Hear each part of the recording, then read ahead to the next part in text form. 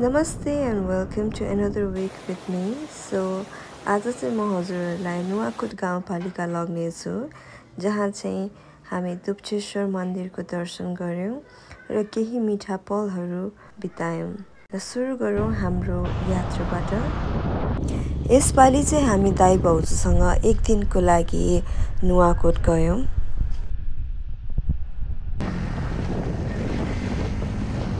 बाटोको कुरा गर्दा बाटो एकदमै राम्रो अनि सफा थियो र हामीले आफ्नो राइड एकदमै इन्जोय गर्दै थियौं।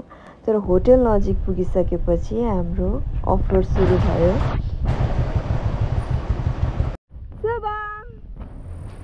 हाय बना। होटल जान साथ पहिला हामीले लन्च ल्यायौं, त्यसपछि बल्ल रुमतिर एन्ट्री गर्यौं। रुमबाट भ्यू चाहिँ एकदमै राम्रो देखिरहेको थियो र वी जस्ट इन्जोयड। र एकछिनमा हामी रिफ्रेश हुनको लागि स्विमिङ पुल गयौं।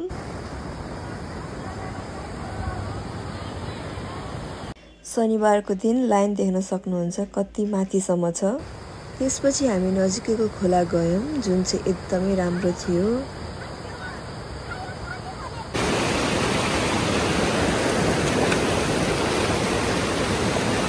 सेल र चना चाहिँ यहाँको ट्राई गर्नुस्, एकदमै मिठो रहेछ अनि होटल नजिकै पनि छ।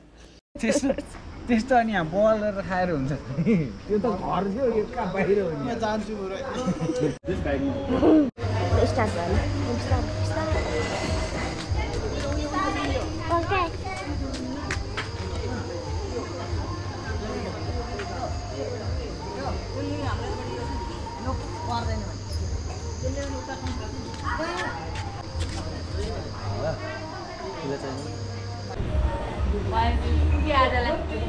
आज हामी कहाँ आएको रे? लास्ट किचन आज हामी कहाँ आएको रे? हामी भन त अब भन, नत्र फेरि अर्को फिल्म गर्न दिनु ल। भन त। नुवाकोट। ए बस यहाँ बस त। नुकोट भन्दै थियो अघि। अनि हामी के खायो ल भन्दियो। आज हामी के साँच्चै नहाँसिकन ल भन। स्विमिङ गर्यो। आज हामीले के गर्यो ल? रामसँग बसेर ल। अनि काका गएको।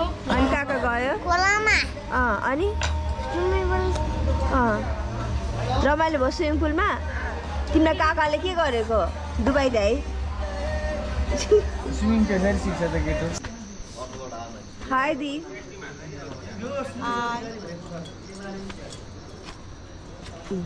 राति मजाको देखिँदो रहेछ है। भोलि हामी जानुपर्ने त्यहाँ हो। आज चाहिँ हामी जस्ट चिलिङ अराउन्ड। ल स्टार्ट। ये ह्याप्पी म्यारिड लाइफ। उता सोध न। अलि खेलना मलाई त्यो मिनी सानो क्यामेरा दिसो न रे के। सुमको त नाकाइरहेछ। ल तिमी आज कहाँ गयौ? मोमोको टर्न तिमीलाई सोध्ने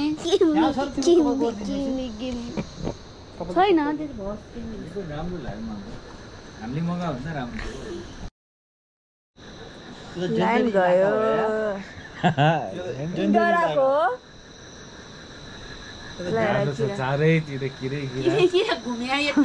दोस्रो दिन हामी नुहाइ धुवाइ गरेर मन्दिरतर्फ लाग्यौं।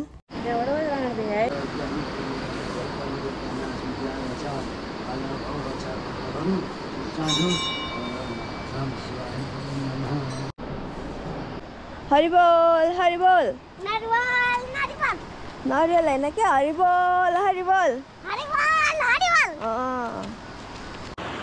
घर फर्किनु अघि चाहिँ म यहाँ बसेर एकैछिन ध्यान लिएँ।